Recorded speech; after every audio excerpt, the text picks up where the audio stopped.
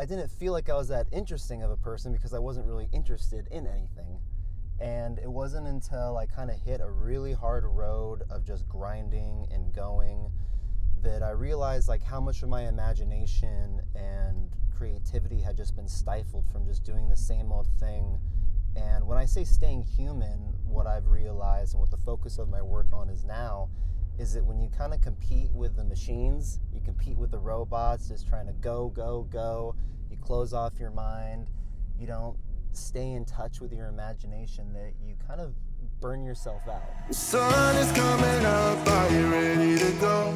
We can take a ride, we can take it slow, yo. Welcome back to the Road to Self-Love. It's your boy Paul Fishman, self-love coach and you do you activist, here to take a journey with my boy Corey. Now Corey is a writer, he is a creative, and I would just love to give him the opportunity to explain himself a little bit, introduce himself in as many or as little words as he would like. So Corey, tell him who you are. Well, thank you, Paul. It's so nice to be in the self-love wagon here. Yes. I've been waiting for this. I love it, for a long time. Wagon. Yeah, as you said, I'm a writer and a creator. I'm also a digital marketer. Oh yeah. Worn a lot of hats, started as a travel writer and a music writer, and began to build up a community online with readership, doing the travel writing and blogging and those kind of things with my fiance Ava, who has also been in the love wagon. The love wagon. This is like the furthest thing from a wagon ever. I'm giving you a new title here. I love it. Yeah, but now my work focuses on creativity and living a life fueled by creativity, how to use that to not only create great art, but to also see the world differently, how to think differently, and how to just, live a better life through staying interested and staying human, really. Oh, I love that. Staying interested and staying human. That's really, really cool what you just said, because I find that that's what gets us into trouble is when we're bored and when we forget that we're only human. So how do you do that? Tell me. Well, for me, it was, I, like most things in life, I tend to learn them the hard way. So, my journey over the last few years has been one of really burning myself out with work. I lived for a long time working like a 9-to-5 job, chasing the career, and just kind of clocking in and out of life, basically just like going through the motions. And I really I didn't feel like I was that interesting of a person because I wasn't really interested in anything. And it wasn't until I kind of hit a really hard road of just grinding and going that I realized like how much of my imagination and creativity had just been stifled from just doing the same old thing. And when I say staying human, what I've realized and what the focus of my work on is now is that when you kind of compete with the machines, you compete with the robots, just trying to go, you close off your mind, you don't stay in touch with your imagination, that you kind of burn yourself out. Wow. So my main focus and goal now and what I try to live by is to reconnect, with yourself, with the world around you, with other people, and really sharpen those tools that keep you human. Because that's what's important as the technology comes and takes away our need to do all these repetitive and autonomous jobs. We need to make sure that our skills are sharp to really be able to thrive as human beings. So that's what's tickling me right now, Paul. Listen, and I am super tickled by that too. I love everything you've said so far. We could end the interview now and I'd be feeling so fulfilled, but I have so many more questions that you've brought up. So, so you said this whole thing about trying to compete with robots. Can you do you have examples of things that you've done in the past that you felt like you were competing with robots, and what was your as I like to call it, the Oprah aha moment, where you were just oh wow, I'm not an app that is meant to just do all of this stuff, I'm a human? Yeah, I think that there is a turning point in the personal development world, especially for me, where there's a lot of human optimization, where you're just trying to really get the most out of every day. How can you squeeze the most productivity out of your life? you know, it's like we celebrate the hustle and the grind. Like, if you're not working hard enough, you know, someone else is working harder. And it's like this entrepreneurial landscape right now that I found myself in really had me just trying to, like, I mean, I just ran the gambit of, I would meditate in the morning, but it was really only so I could hopefully get more out of my day. You know, I would be looking through all the productivity hacks and like all these different things, and it really just became such a chase of just grinding. And what it came down to for me was I was writing writing these articles and trying to grow my community, putting together a course for bloggers, and I just ran myself into the ground where my entire body shut down. I got tendonitis in my elbows. You know, it's for me, it was like I got to the point where whether I hit my goals or I didn't, I never felt fulfilled. Yeah. The more that I got done, the more I felt like there was to do. And just really nothing helped. And it took a lot for me to realize that I had to take a step back. And I realized that it wasn't like this for everyone. Mm-hmm. And that there's plenty of people out there, you know, all through history that are able to like get a ton done, and they never seem burnt out. They still have like a balance of life and love and hobbies. And that's really when I started researching and figuring out that it's not about being efficient, it's about being effective. And the things that make us human is really all that we need. And when I say compete with robots, we're not designed to just sit down and put our heads down and just grind out for like 9 hours at a time and just do it all over again. Like, we need space to imagine, to connect with other people, and especially in the new world, as more technology comes ready available Mm-hmm. to take those jobs away, that's what we really need to like grow with. So Wow. I'm still figuring it out though. You still trying are. to practice what I preach. So, just about like that moment where you were just like, oh, I can't keep doing this anymore, you know, it took me, for me personally, with my self-love journey, it took me almost 9 years to realize that I was on that journey, that like me saying yes to myself was me getting out of the toxic relationship, me finally going to the gym, me doing all of these things. So my question to you is like, how long did it take you to realize that the things you were doing weren't serving you? It took me a long time. Yeah. You know, I think that the tipping point for me when I realized that there was more to life than just work and that I was chasing empty things was once I actually started writing. So I found a creative outlet, and that was like the first step for me to like that really just said, hey, this is something new. Mm-hmm. You know, I was working a job like I mentioned, and I had a friend that ran a music blog, and I played a little bit of music, and I was interested in writing and getting like free concert tickets and things like that. Yeah. So I started just trying my hand at a little music journalism, and it was like somebody just pulled the wool over my eyes. I mean, the colors came back into my life, just wrestling with a blank page, really like putting myself into a different environment where I had to become creative because it'd been a long time. Yeah. You know, it's like I went to college and then started working a job that didn't require that much creativity, and it just slowly was diminished in my life. But as soon as I started writing and really channeling my energy, that's when the world kind of woke up for me, and I said that there's something here that I need to chase. And once I started looking at the world through the lens of an artist or a writer, everything became material. Everything became, you know, gasoline for the fire to like look at the world in different ways. And, you know, I talk a lot about creativity, not in the sense of that you have to make art or, you know, paint a picture or write a book, but creativity to me is just looking at something and saying, how can I make this better? Like looking at obstacles and saying, how can I do this differently? Yeah.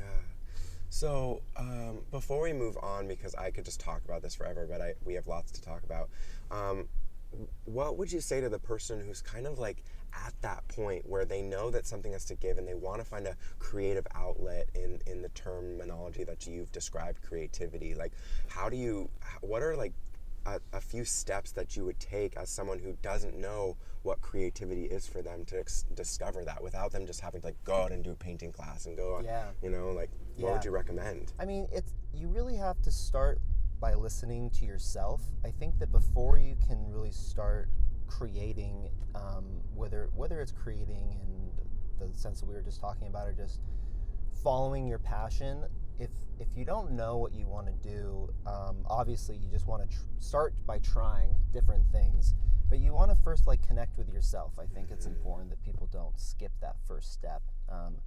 You know, a little bit what you mean is like we hear people talking like they're looking for their passion, and it's almost like the passion trap, where people are just sitting around waiting for thunderbolts of lightning to come and strike them, when you really just need to start digging. You need to start digging your own well there to see and try different things.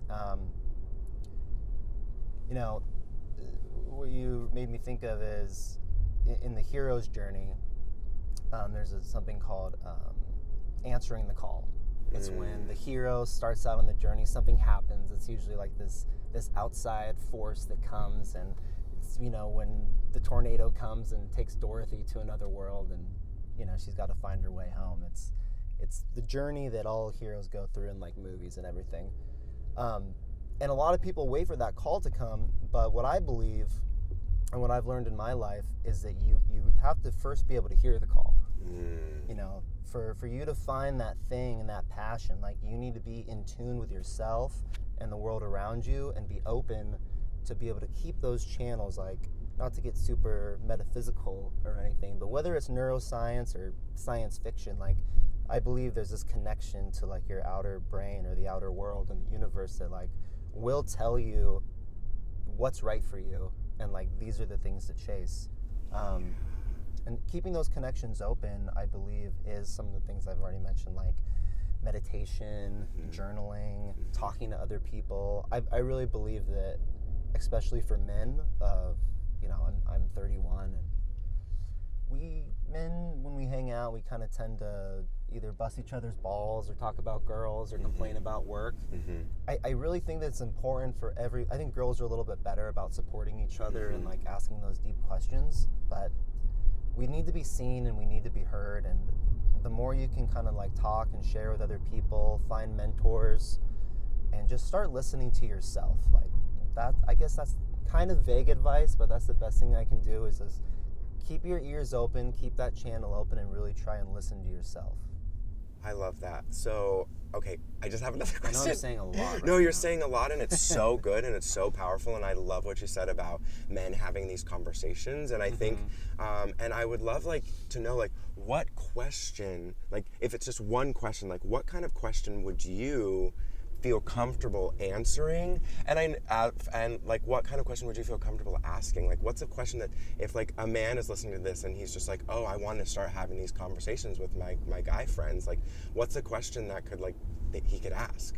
Well, you really want to come up with like being vulnerable, and I don't what's one particular question if someone was gonna ask me? Yeah, or just be like, you know, like when for instance what you said about vulnerability, you know, that for me triggers like hey guys, I've been like exploring my creative side. Like I actually like went out and did one of those painting with vino classes with my girlfriend. Like that was really fun. Like what do you guys think about like that idea of like creativity? Like, you know, like would that be, I know that like just something that would spark a conversation if like people are desperate to have those conversations, but A, fear of other people's opinions, FOPO, right? We're fear of what other people are gonna think of us. And B, like how can we not come across like too sensitive or all of these things that we try and censor ourselves of? Even as a gay man, like I feel that I censor myself, you know, at times. So I'd be interested. Yeah, well, you know, it can be difficult. For me, it was when I actually joined a peer group that was kind of dedicated to being vulnerable and kind of talking about these things. Cool. I think that if you have a friend and you can have the conversation and just talking about like opening it up by saying like, you know, how do you want your days to look and how do they look now? And I think that most guys do want to talk about this kind of thing. So it is about a little bit of a discovery. I don't know if there's one particular question to open it up, but just saying like, hey man, I'm living this life right now and it's okay.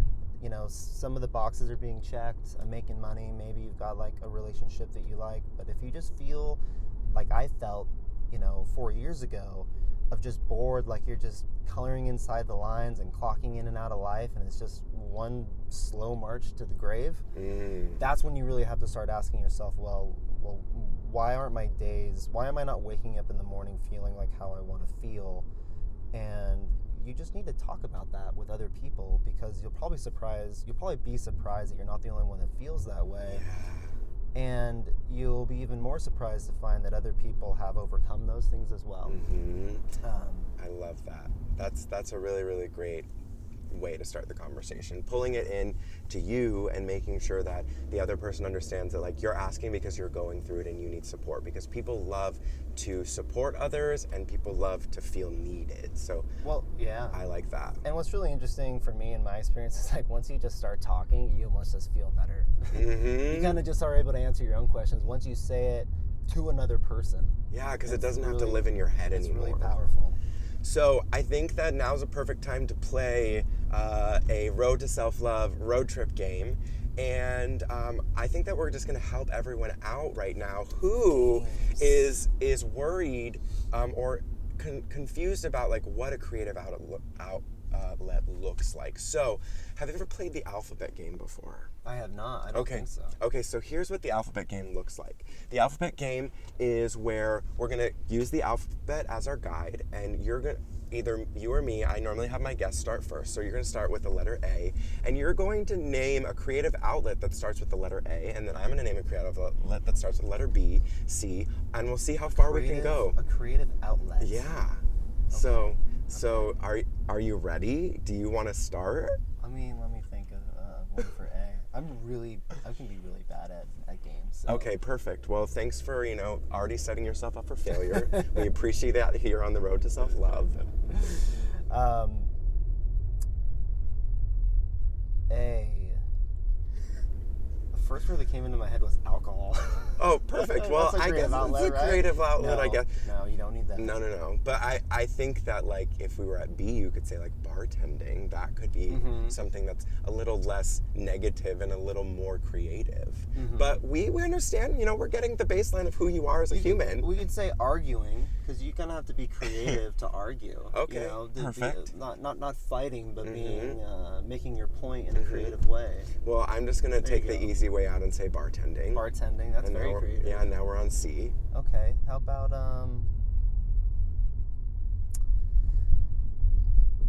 creative writing. Creative writing. Okay, there we go. Dog walking.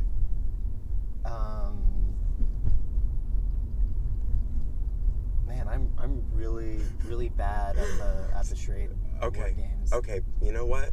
Elevating. There we go. Elevating yourself. That's Elevating yourself. You know what? It's okay. I have to share with you that your fiance was just as horrible as you are. So you two. Did you make her do the alphabet?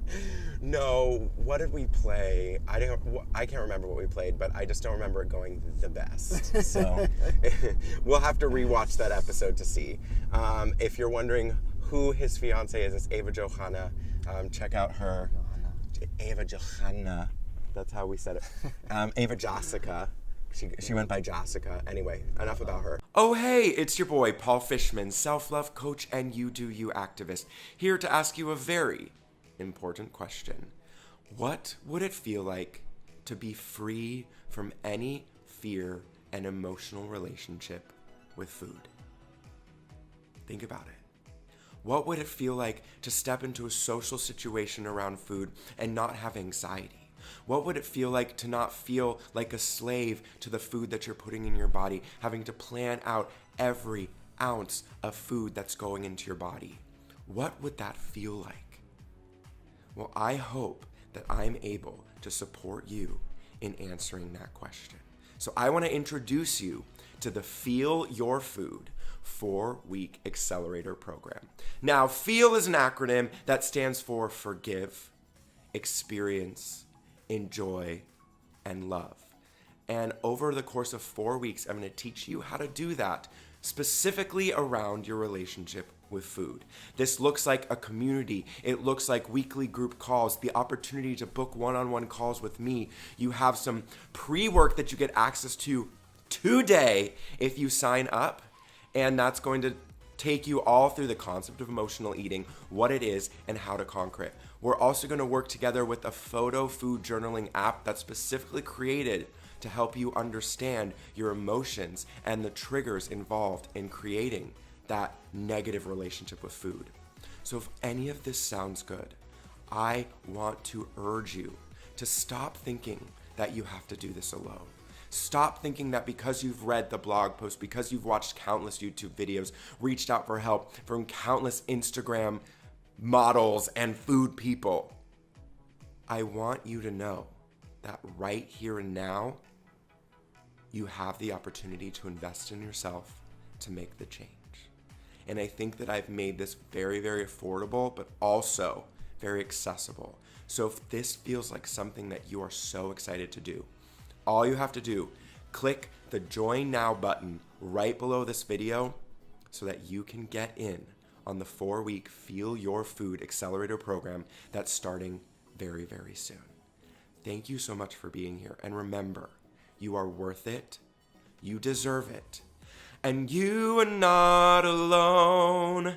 I'll see you on the inside. So I'd actually really love to talk about Ava because being in a relationship with someone who has a following online and who, really makes a lot of their money from what other people think of them and engaging with them, I would love to know your thoughts and really your experience of being at times an Instagram boyfriend.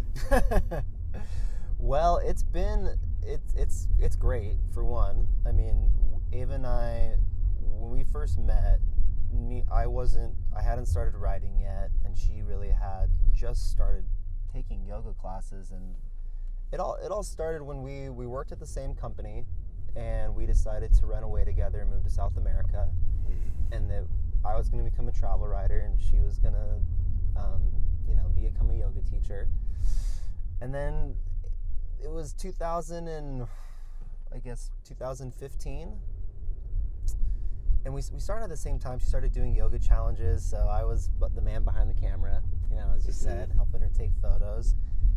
And I think it was really great for us both. I mean, especially her to just have an outlet where she could start connecting with other people and have this new passion that she'd found in yoga and growing. And originally it really just started just trying to be seen and trying to be heard, that internal need that we talked about. Yeah.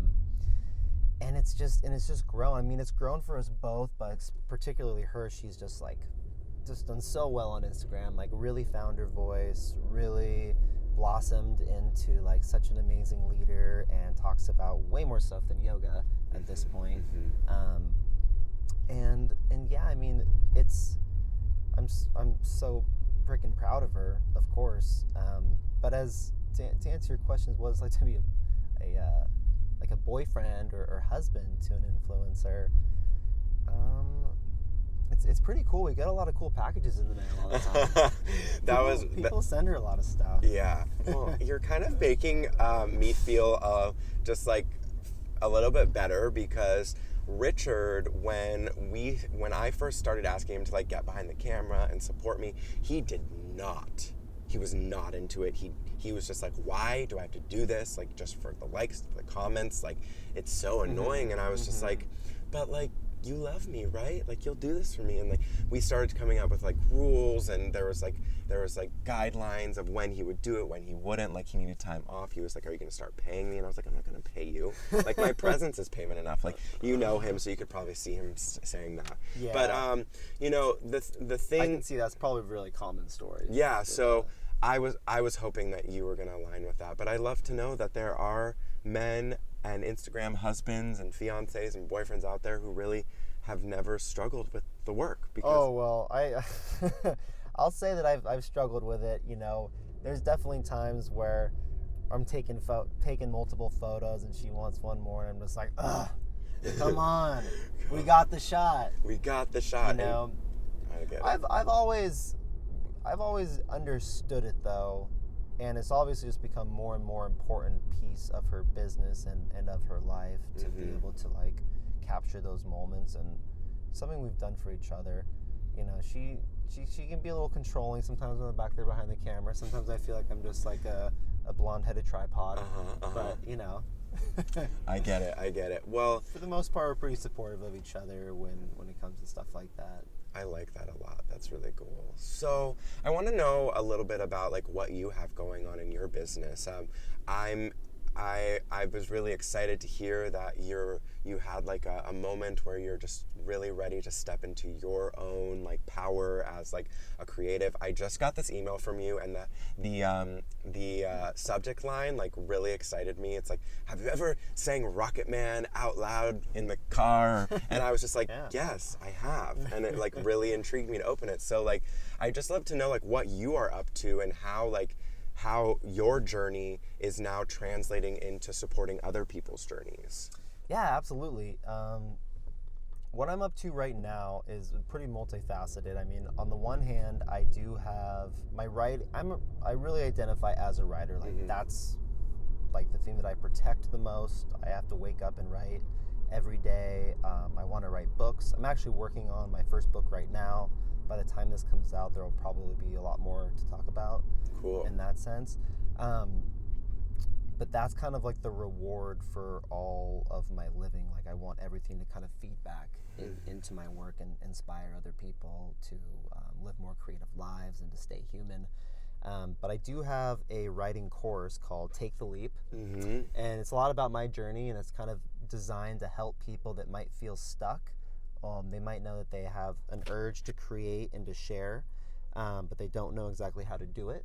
So it's called Take the Leap Blogging, and people can enroll, and it kind of goes through why it's important to create work, how to kind of find yourself and find your own voice, how to build an audience online, and how to start like monetizing your work, and just really takes you through the whole process. So people that are ready to take the leap and step into a more like creative mind frame, they can check that out. I have a newsletter called Creativity Equals Freedom, and that comes out twice a week, and that's one of the emails that you were talking about. And again, that's just all about stories about, it's bite-sized lessons from some of the greatest thinkers and doers in history about how to just live a more creative life. So there's lessons from Steve Martin, Picasso, the guy that wrote the Elton John song, Elon Musk, just a lot of visionaries that decided to think differently and dream big. Cool. So that's like some free content that's out there. That's like the best way to kind of get in touch with, to become familiar with my work and start thinking through, a more creative lens. And if someone's like just hears that and they're like, yes, I want to do that, where could they find that? At CoreyMcComb.com. Cool. Corey McComb. And I'll leave all of that at in. Corey McComb on Instagram. Oh, yeah. You can just do at Ava Johanna and probably find me on there too. She's always tagging her photographer. Always tagging. I like that a lot. And I will leave all of his information in the description box or the show notes wherever you're consuming this, whether it's on YouTube or on your favorite place to listen to podcasts. So let's just talk a little bit more about just the creative process, because I think it's really cool that you've found a niche in the discovery realm of creative process. So if someone is like, okay, I'm ready to do this, what is the first step? I know we talked a little bit already about listening to your body, but just like if you had to make it a little more like doable for someone who's not really in tune, like what's the first step in just like stepping into your creativity? I think the first step in stepping into your creativity is really getting clear on how do you want your days to look, and that's something that I brought up earlier. I have this exercise that I run. I do a little bit of mentorship as well. Oh, cool. With people. I'm not, maybe by the time this comes out I'll have some more openings, but I do this thing that's about, it's finding like your Groundhog Day, you know, like the movie where Bill Murray wakes up every day and every day is the same and you can't break out. So we all have like a little bit of this like Groundhog Day where you know, it's like, I put people through this exercise that I've done myself. I do it once a quarter where you're just journaling and saying like, what does my average day look like? What is my Groundhog Day right now? And a lot of people do this exercise where it's like, write out your perfect day. Like, what is your ideal day? And I enjoy that, but I find that I've slept on the beach and read books and had cocktails for days at a time while we're traveling and thinking that was my perfect day and then just getting bored. And your perfect day and your ideal Groundhog Day aren't always the same thing. Yeah. So one of the things I really like helping people get clear on is like, what is your Groundhog Day now, and like, what is your ideal Groundhog Day? It doesn't have to be your perfect day, but if you're gonna wake up and do something every day, like what does that look like? Like how do you feel? Who are you with? You know, things like that. So stepping into your creativity is probably going to start with some like real honest journaling, being honest where you are and finding out like where you want to be. And then for me, it's very focused on writing. I kind of tend to just work with writers because, you know, that's what I like to step into and help people get clear on what they want to write about. But it starts with journaling, and it starts with being honest with how you want your days to look and writing that out. I like that so much, and that's a work that I do with my clients as well. Yeah. But and I love hearing the new concept of the Groundhog Day, because I currently do use the ideal day strategy, and but if may I tell a story about a client who came to me and his ideal day was vacation, right? Yeah. And I just think the power of the mind it's so cool, because I was like, okay, well, write out your perfect vacation day. And he was like, bro, do I really have to do this? Like, and I was just like, yes, write it out, because I wanna see it. So he like writes out all these things, and I kid you not, the next week his job says, hey man, you've been doing a really, really great job. We're gonna send you to a conference earlier to have just like this day on us. And it was like basically the same type of day that would have been his ideal day. And it was funny because I was just like, are you aware that you manifested your ideal day within like your everyday? And he was just like, whoa. Like he's been one of like the most resistant clients to the work, but like when he did it, like it was really, really cool, because that kind of opened his eyes to the power of the mind. And I think that like journaling for me is so huge, and I think everyone absolutely needs to do it. And I personally think that the power of journaling is that it takes what's in our mind and puts it outside of ourselves. Like, would you like what are other reasons why you journal? Oh, journaling, I mean, it's exactly what you said. It's taking the thousands and swirls of thoughts just flying around your head and catching them out of midair, and then you can just see them for what they are. And that's what it is for me. It's like all the things that plague my mind at night or in the mornings, the things that are swimming around, when you really lay them out on paper, that gives you the power to either throw them in the trash or hang them on the wall. You know, you actually are manifesting those feelings and like putting it out there so you can look at it and you can feel it and you can smell the ink on the page and you can get rid of it, or like I said, hang it up. But for me also, I don't know how other people feel. Sometimes I read back on my journal entries and I'm just like, this guy complains a lot. You know, like I tend to really like purge out some of these feelings and worries, and I almost always feel better, and it always leads to like a cleaner brain for me. And it also is where I get a lot of my ideas from. Yeah. You know? I love that. And in journaling, you don't necessarily have to sit down and just say, oh, this is what I'm worried about, this is what I'm thinking about. Like, I do have another free piece of content on my website called Just Get It Written, and it's a free 7-day email course that's all about developing a daily writing habit. And every day comes with a little writing lesson and a journal prompt. So if you don't know what to journal about, you can check that out. and I will give you my favorite journal prompts to get started. I love that. That's great. So this has been like a really great conversation we've had, and I'm gonna give you another shot at a road trip game, and I think that you'll be better at this one. I just get a little nervous. I know. It's totally nerve-wracking. You just want to do really, really well. The human condition. We want to win. Is it Slug Bug? Is that the game? No, it's not. You're funny. It's not Slug Bug. So we are going to play the classic game of Fuck, Marry, Kill. Okay. But we are going to play this game with inanimate objects. And I think that I'm really, really excited to do this. And so here are the 3 objects that I'm going to put to the test, okay? Okay. So, books, right? Journals, and a pen and paper is one thing put together. A pen and paper is one thing. Yeah. Okay, well, I would marry books. Okay. And then I would fuck a pad and paper. Well, let me tell you why. I would marry books because that is just the ultimate long-term escape for me. Like, that's where I really think that you can, like, put your, marriage is a partnership with someone else. So, like, a book is like a chance to kind of step into somebody else's story and really learn and grow. Like, you feel like you're growing as you read books. So, just that soul nourishment. Yeah. And then, like, the hot, steamy love affair with the blank page, like, that's just something that you have to have. So I have to fuck the pad and paper, get out the words, and then does that mean I have to kill the journal? Yeah.